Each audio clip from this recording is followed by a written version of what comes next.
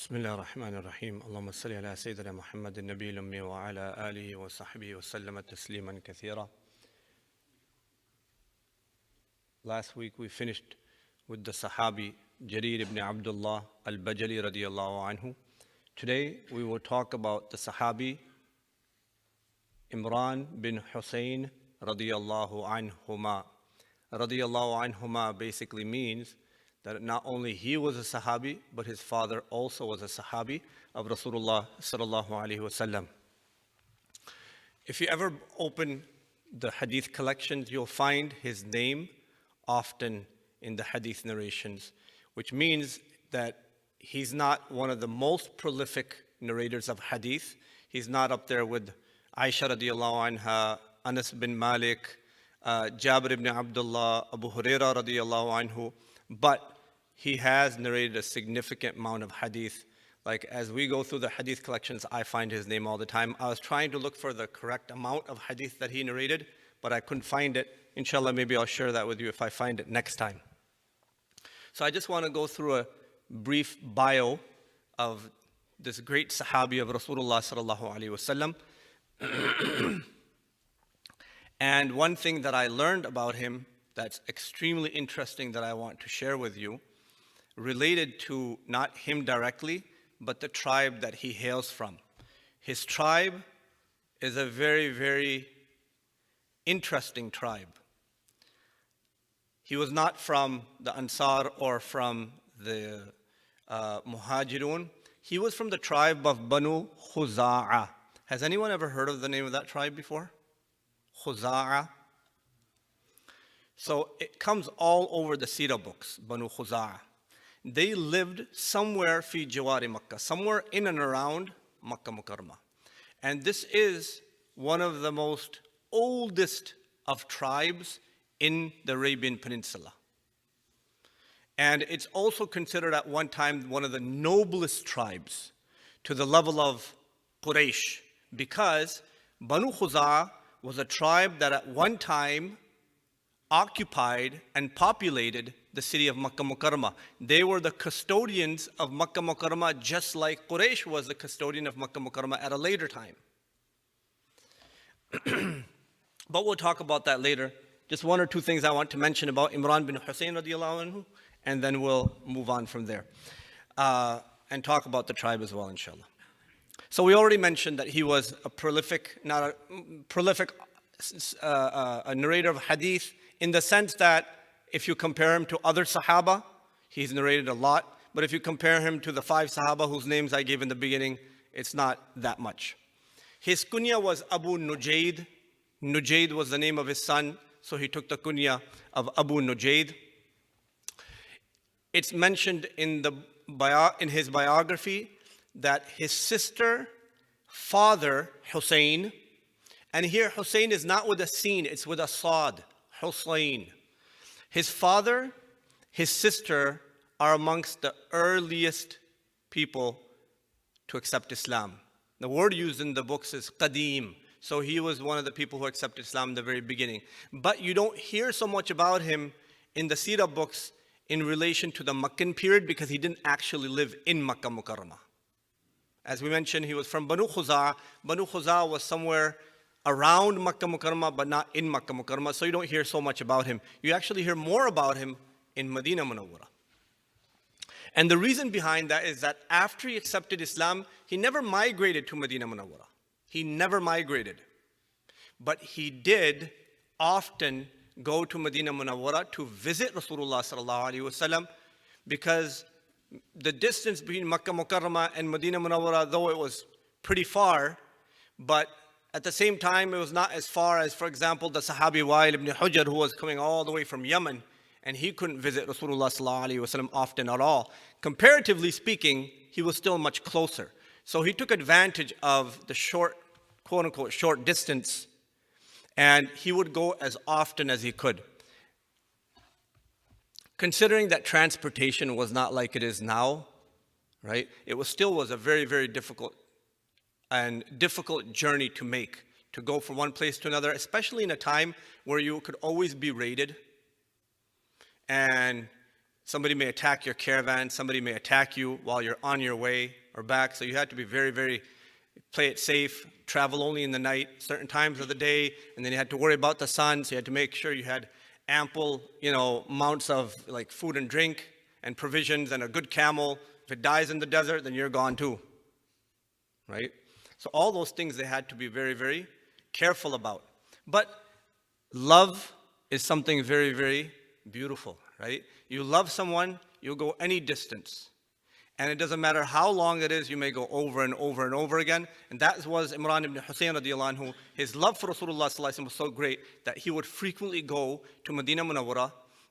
The historical narration mentions kathiran, which means a lot, right? So there's a short story about how his father accepted Islam. But before we go into how his father accepted Islam, now is the point where I should mention about his tribe, okay? And this is what got me a little bit more interested about learning about his tribe.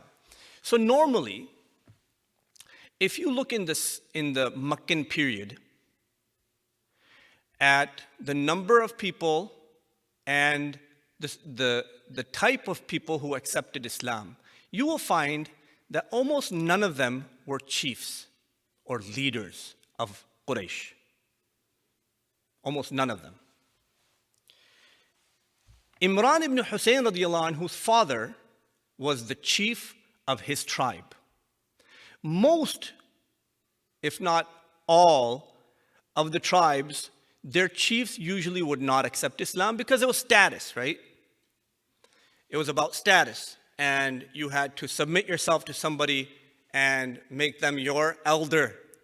That was a hard thing to do when you already had everything, when you already had status, you had power, all that. There are rare cases like the example of the Sahabi we talked about last week, Jarir ibn Abdullah al-Bajali radiallahu anhu. But those are very rare cases. Okay.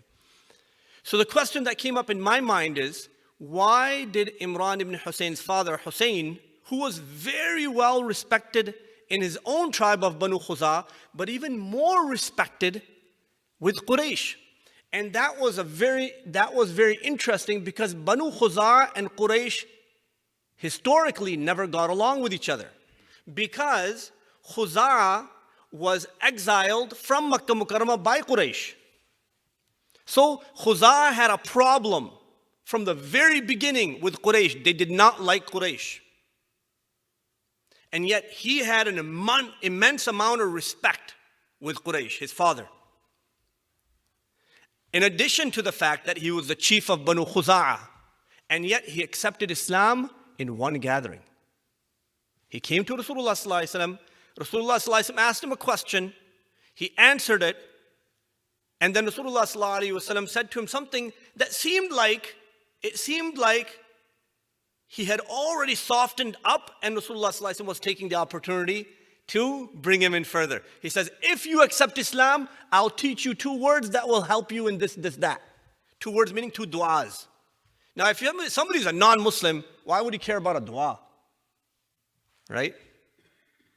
But Rasulullah sallallahu alaihi wasallam was trying to attract him towards Islam. He says, if you accept Islam, I will teach you these 2 du'as, as if he had already softened up to Islam. Now, being the chief of his tribe, respected among Quraysh, and then his high status, why did he accept Islam in one gathering? And Rasulullah sallallahu alaihi wasallam's word indicating that he was already very close to it. Seemed very interesting. And then I started looking into the tribe of Banu Khuza, and I found out something very important. And we know past connections have an effect on our future relations with people around us. So let's narrate the story of Banu Khuza. But we got to go way back before the time of Quraysh entering Makkah Mukarramah. Quraysh was not always in Makkah Mukarramah. It was the father of Quraysh, Qusay bin Kilab, who's the great-grandfather of Rasulullah sallallahu alaihi wasallam, who brought Quraysh into Makkah Mukarramah. Before that, there was Banu Khuza'a, and before that, there was a tribe called Banu Jurham. Okay? Banu Jurham was the same tribe that came to Makkah Mukarramah, met Hajra and Ismail alayhi salatu salam, and said, listen, you have water here, referring to the water of Zamzam. we need a place to stay. We want something, some place we can settle if you allow us. She said, Bismillah. And so they settled down there. Ismail alayhi salatu wasalam married into the tribe of Banu Jurham. That tribe became known as, that specific clan actually became known as Banu Ismail. From one side it was Ismail alayhi salatu wasalam, and the other side it was, from the mother side, it was Banu Jurham. Banu Jurham eventually took over Makkah Mukarramah. Hajra passed away, and Ismail alayhi salatu wasalam family was not very large, not very big.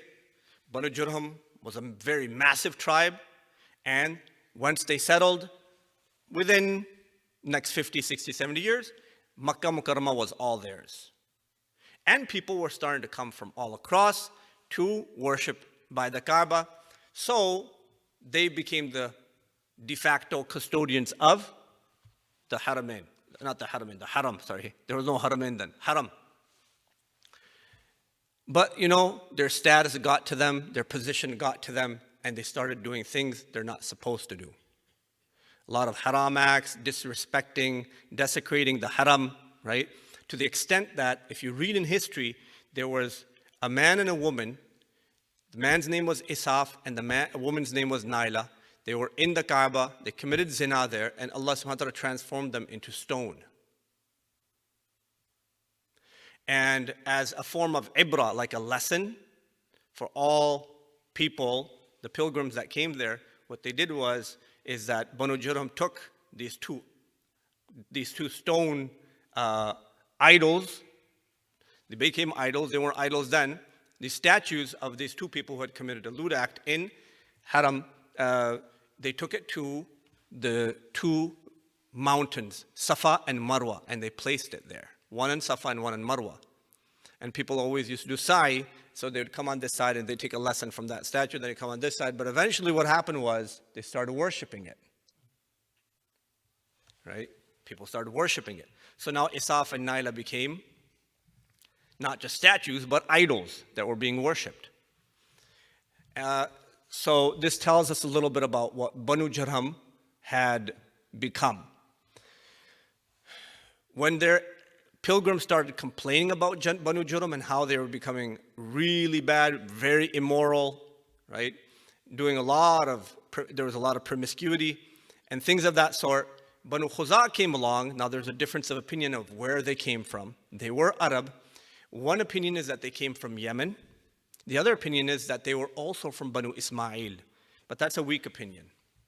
In any case, it doesn't really matter. They came. There was a big battle that took place between Banu Jurham and Banu Khuza. And Banu Ismail was also a part of this because they were also in Makkah Mukarramah, but they backed out. They didn't want to get involved in this whole thing. So Banu Khuza took over. Banu Jurham was exiled, and they apparently went back to Yemen. Allah knows best where they went. They were gone. Banu Khuza took over. They started doing the same. History repeated itself. They started doing the same things Banu Jurham did. Quraysh came along, Qusay bin Kilab. And he said to them, you people have no respect for the city. You don't honor the city. You don't deserve to be here. They had a big battle. Quraysh took over. Banu Khuza had to leave. But they didn't do what Banu Jurham did. Banu Jurham just left the Arabian Peninsula. Nowhere to be seen, nowhere to be known where they went. Banu Khuza settled down near Makkah Mukarramah. And from the day they were exiled, to the day Rasulullah ﷺ came, they had a grudge against Quraysh for kicking him out of Makkah Mukarramah. This is our city, you took us out. They forgot all the things they were doing, right? We all forget about our evil acts, right? And the outcome of those evil acts, we just look at what the outcome is sometimes, right? We don't look at our own actions and the consequence of those actions. So anyhow, Banu Khuza was kicked out, and here they landed in somewhere in the outskirts of Makkah Mukarramah, not too far away from there, and Quraysh took over. When Abdul Muttalib, Rasulullah's grandfather, found the water of Zamzam, at that time, some people from Banu Khuza had a lot of respect for Abdul Muttalib. And the reason behind that is that Abdul Muttalib's grandfather's name was Abd Manaf. Abd Manaf. Abd Manaf's mother, her name was Habbi or Hubbi, and she was the daughter of the chief of Banu Khuza'ah. So now we see that there is a direct blood relation between Banu Khuza'ah and Abdul Muttalib. In a way, he was like their son. He was like their son. When Abdul Muttalib saw a dream and he was looking for the water of Zamzam and he found it, that immediately increased his respect in the eyes of all of Arabia. In addition to the fact that he was already very, very well respected because of his ancestry, also because of the works that he did. He was a nobleman. He had done contributed in a lot of different ways to his tribe, to Quraysh, to Makkah Mukarramah. So everybody loved him. And his number of friends and people who knew him all across the Arabian Peninsula was a big network. Everybody respected him. So Banu Khuza'ah thought, Abdul Muttalib is our child. Why don't we become his Halif? Halif basically means ally. In Arabia, when you became allies, that was for life. And it didn't only go for life, it went on from generation to generation to generation. So, Abdul Muttalib at one point in time needed help. Quraysh refused to help him. One example of that was Zamzam. When he was digging up the water of Zamzam, they said, "You're gone mad. You're not going to find the water of Zamzam." Right? So there were occasions where Abdul Muttalib had these projects in mind and nobody wanted to help him because they were just out of weird things that nobody thought he would be able to do them. So he sought the help of Banu Khazraj. Banu Khazraj was from Medina Munawwara, and that was his maternal family. So Banu Khazraj helped him. So Banu Khuza'ah thought that, look, Abdul Muttalib is such a nobleman. He had to go all the way to Yathrib to get help from his maternal family. We live right over here. We're also his family. Why don't we establish an alliance between us and Abdul Muttalib and his family for life? Meaning for life means for generations, forever. So the rawaya mentions, I want to share that rawaya with you. They said, Wallah ma ra'ayna bihadha al-wadi ahadan ahsana wajhan wa la atamma khuluqan wa la a'zama hilman wa la ab'ada min kulli mubiqa wa muzniba tafsudu rijal min hadha al-insan. We have not seen a person in this valley of Makkah Mukarramah who is more handsome, who has better character, or is more forbearing and patient, and who is further away from those bad traits that make a human being corrupted and bad and evil. And they said, وَلَقَدْ نَصَرَهُ أَخْوَالُهُ مِنَ الْخَزْرَجِ. Why did he have to go all the way to Yathrib to seek help from his maternal family? وَلَقَدْ وَلَدْنَاهُ كَمَا وَلَدُوهُ. We also delivered him to this world just like they did. In other words, we are his family just like they are his family. So then he tells the story of how he's related, because some people from the tribe didn't know what the relation was. So he's telling him what the relation was. I already mentioned that to you. وَلَوْ بَذَلْنَا لَهُ نَصْرَنَا وَحَالَفْنَاهُ انْتَفَعْنَا بِهِ وَبِقَوْمِهِ وَانْتَفَعَ بِنَا. If we decide to ally with him and support him, we'll benefit from it, and he'll also benefit from us, because many times his own tribe does not support him in many situations. So let's see if he's willing to accept. But if you remember from the past, Banu Khuza'ah had a grudge.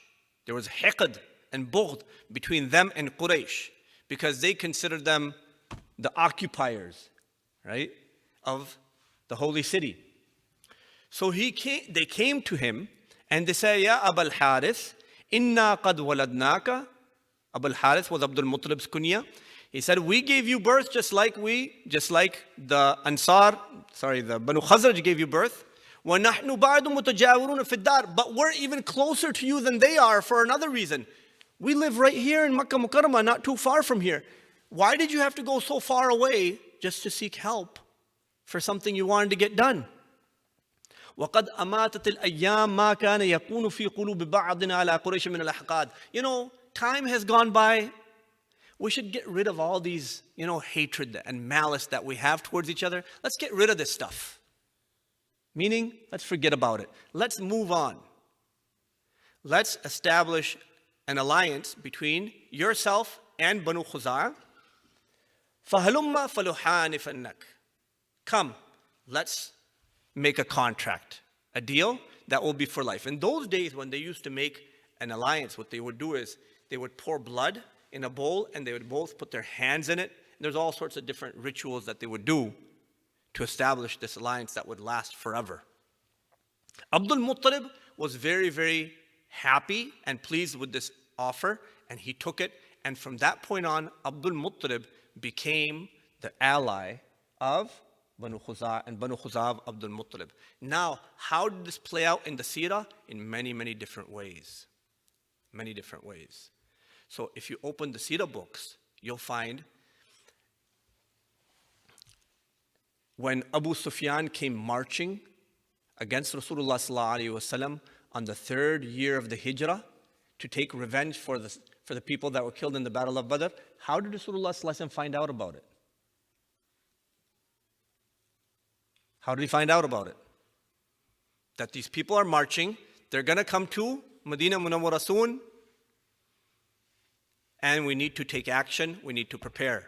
It was Banu Khuzaa. Banu Khuzaa was near Makkah Mukarramah. They knew exactly what was going on, and they wanted to notify Rasulullah sallallahu alaihi wasallam of the activities before they arrived in Medina Munawwara. To the extent that the person who actually went as a messenger on behalf of Banu Khuzaa, his name was Amr ibn Salim al-Khuzai. By the way, none of these people are Muslim. None of these people are Muslim. This Banu Khuzaa tribe, most of them are not Muslim. They're only keeping to the tradition of their forefather by being faithful to the alliance that was made between Abdul Muttalib and their forefather. Right? So they had a special respect and connection with Rasulullah sallallahu alaihi wasallam, not on the basis of deen. They didn't believe he's a Nabi of Allah. On the basis of the alliance that was formed a long time ago. But that was very advantageous for Rasulullah sallallahu alaihi wasallam, because a lot of the information that Rasulullah sallallahu alaihi wasallam could never have gotten came from Banu Khuzaa. Any type of activity that was taking place in Makkah Mukarramah, if it was anything that he needed to know, they were the first ones to go and inform him. Right? So they had a soft heart for Rasulullah sallallahu alaihi wasallam, but it had nothing to do with Islam and belief or faith. It had to do with custom and tradition, Arab custom and tradition. One of their big leaders, his name was Budayl ibn Warqa al-Khuzai. Okay? Budayl ibn Warqa al-Khuzai. He was a mushrik. His son, Nafi' bin Budayl bin Warqa al-Khuzai, accepted Islam. Okay? If you remember, if you read the Seerah books, there was a big massacre that took place by a well known as Bi'r Ma'una. 70 Sahaba were killed, martyred in that massacre by this guy named Amr bin Tufail. One of the people that was killed was Budayl ibn Warqa's son, who was one of the ajal, eminent Sahaba of Rasulullah sallallahu alaihi wasallam. Another person who was killed was Amr ibn Fuhayra Radiallahu Anhu.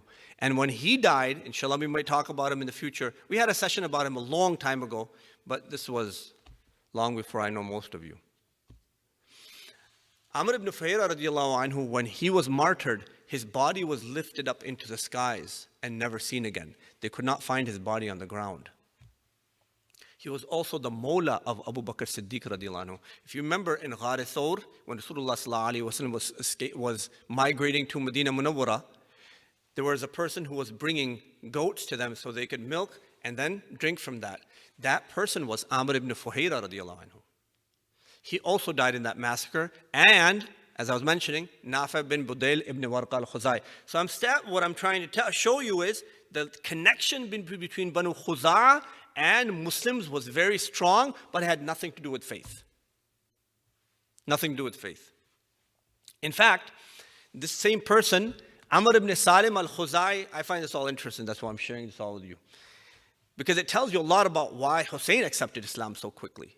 It would just happen so, not I wouldn't say instantaneously, but it was quicker than expected. Like if you look at the ayahs of Abasa wa tawalla an ja'ahu al-a'ma, right? The whole reason for that revelation where Allah subhanahu wa ta'ala says to Rasulullah sallallahu alayhi wa sallam, you frowned and turned away, was because Rasulullah sallallahu alayhi wa sallam was talking to the chiefs of Quraysh and he was begging them, convincing them to accept Islam. And here Abdullah ibn Amr ibn Maktoum comes along and says, Ya Rasulullah, give me some nasiha, give me some advice. And Rasulullah sallallahu alayhi wa sallam turned away, and Allah subhanahu wa ta'ala didn't like that. He said, no, you should give him attention. What are these people? They don't care about Islam. They're just a bunch of arrogant people. Forget about them. Who were they? Chiefs. So they weren't accepting Islam, and Allah subhanahu wa ta'ala said, forget about them. And here, this chief, who's also a leader of his tribe, and not just any tribe, a tribe at one time was the custodian of Makkah Mukarramah, right? And he accepts Islam in one gathering. Like, that was really impressive. If you look at it from the point of view of tradition and the history of this and the seerah of Rasulullah sallallahu alaihi wasallam, this was like unprecedented. I've never seen this happen, right? As a chief. Sahaba, Ridwanullahi Majma'in, it was very common for general Sahaba, Ridwanullahi, to accept Islam, but for a chief amongst the tribes to accept Islam, that was very, very, very different, right? Anyhow,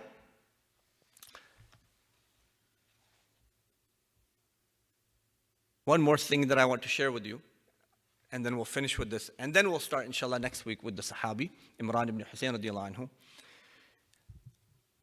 When the Treaty of Hadea took place, okay, there was a treaty in which Rasulullah, there was many conditions laid out in the Treaty of Hadea. One of the conditions that was laid out was that no one will support their ally against the ally of the other side. So, Rasulullah sallallahu alaihi wasallam's ally was Banu Khuza'a, and the ally of Quraysh was Banu Bakr.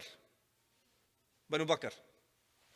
So, the part of the treaty was that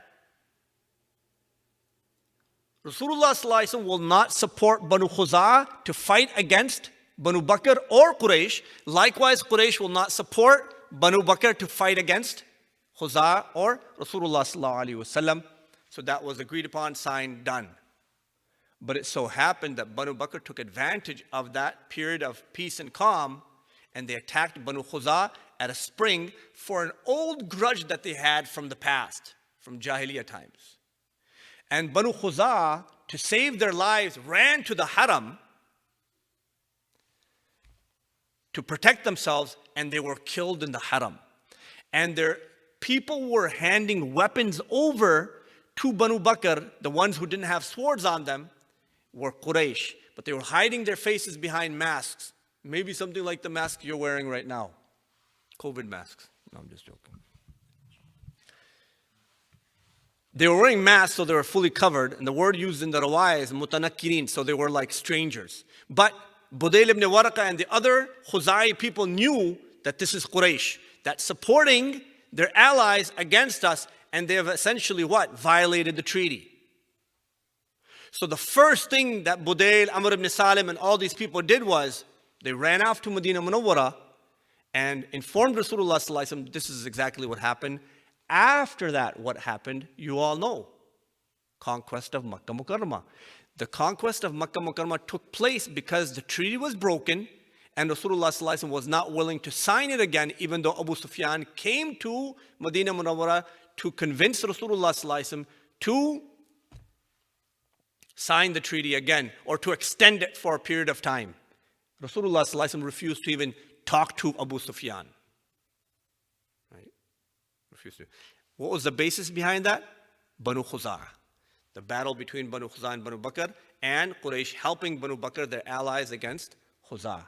So this goes far deeper than just even faith and deen. There's a whole big story behind all this and why it happened. And how was it that Banu Khuza'ah was an ally of Rasulullah sallallahu alaihi wasallam? Why weren't they allied? I mean, they were all mushriks. Why were they allied with Rasulullah sallallahu alaihi wasallam?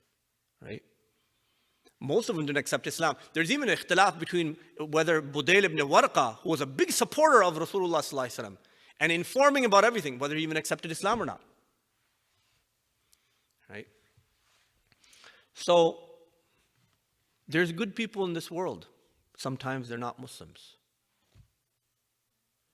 Rasulullah sallallahu alaihi wasallam tried his best to bring Islam to Arabian Peninsula. Some accepted, some didn't accept. Abu Talib never accepted. There are some people from Banu Khuza'ah never accepted, but they were still faithful in terms of fulfilling the tradition and the oath that was made by their father to always support Abdul Muttalib in all situations. And that's why they were supporting Rasulullah sallallahu alaihi wasallam, the grandson, at this point in time. Right?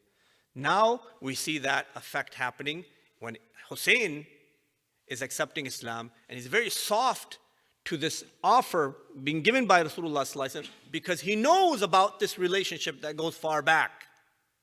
And so when I narrate that story to you, you'll understand it from a whole completely new perspective.